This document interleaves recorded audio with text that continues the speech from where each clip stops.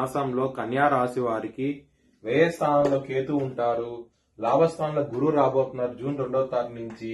శుక్రుడు దశమ స్థానం నుంచి లాభస్థానం జూన్ 8వ తారీఖు నుంచి రాబోతున్నారు.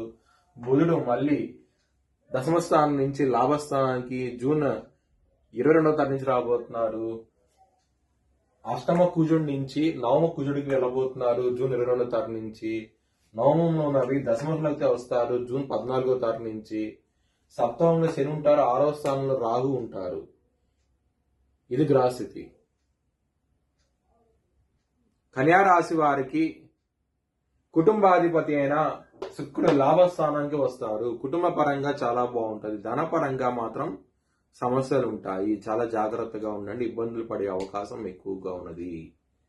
లవర్స్ కి బ్యాడ్ టైం నడుస్తుంది. పంచమాధిపతి అయిన శని సప్తమ స్థానంలో ఉన్నప్పుడు సమస్యలు అధికంగా ఉంటాయి.